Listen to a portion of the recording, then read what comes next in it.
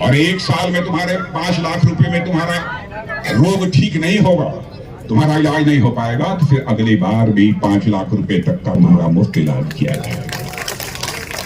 ऐसी आयुष्मान भारत योजना लागू। मैं दावे के साथ कहता हूं, भले ही हमारी पार्टी की सरकार उड़ीसा में न हो, कोई भेदभाव नहीं किया है।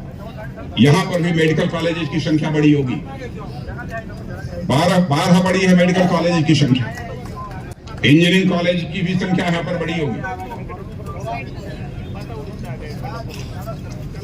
हमारे प्रधानमंत्री मोदी जी ने इस बात की चिंता नहीं की किसी राज्य में हमारी सरकार है, किसी दूसरे पार्टी की सरकार है। जनता की सेवा करना, जनता ही जनार्दन है, जनता ही हमारी भगवान है, यह मानकर सेवा करने का संकल्प हमारे प्रधानमंत्री।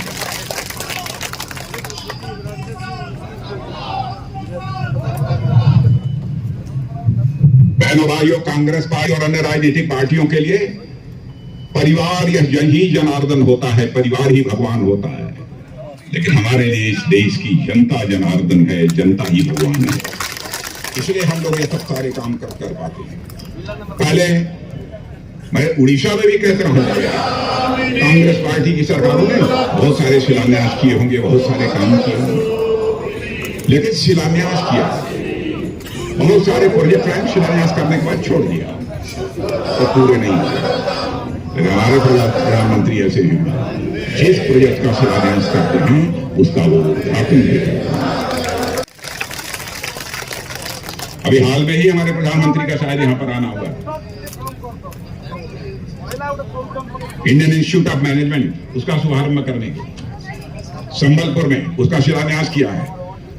तो आप मान लीजिए संबलपुर में यदि इंडियन इंस्टीट्यूट ऑफ मैनेजमेंट का शिलान्यास हमारे प्रधानमंत्री ने किया है, तो मैं समझता हूं 1-2 साल में उसका उद्घाटन करने के लिए उद्घाटन हो गया, शिलान्यास भी किया था, उद्घाटन भी हो गया। यह है हमारी पार्टी की सरकार। वैसे मैं सारे अचीवमेंट्स की चर्चा करना प्रारंभ करूंगा मेरे बहनों भाइयों, तो बहुत समय लगेगा, मैं करना नहीं चाहता बहुत विस्तार में, क्योंकि आगे भी हमारे 2 कार्यक्रम अभी शेष है। बस इतना ही कहना चाहता हूं, देश आगे बढ़ रहा है, तेजी के साथ आगे बढ़ रहा है। आपको और ताकत के साथ लगने की जरूरत है, और ये आप संकल्प लीजिए।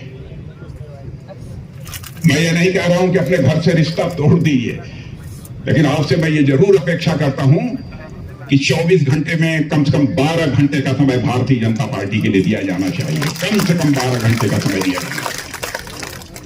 आप अपने मतदाता बहन भाई तक जाइए, जो काम हमारी सरकार ने किया है केवल उस काम के बारे में याद दिलाने की जरूरत है, बहुत आश्वासन देने की जरूरत नहीं है। लोग ये जानते हैं कि जो काम इस बार नहीं हो पाए होंगे, मोदी जी तीसरे टर्म में उसको पूरा करेंगे।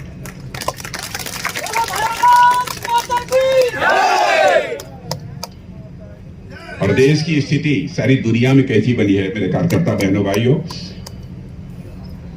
आपको इसका अनुमान होगा। आर्थिक दृष्टि से भारत अब दुनिया का कमजोर देश नहीं माना जाता, गरीब देश नहीं माना जाता। आर्थिक दृष्टि से भी दुनिया में हमारा भारत देश अर्थव्यवस्था की दृष्टि से सर्वाधिक तेजी से आगे बढ़ते हुआ देश माना जाता है। तेजी के साथ भारत आगे बढ़ा।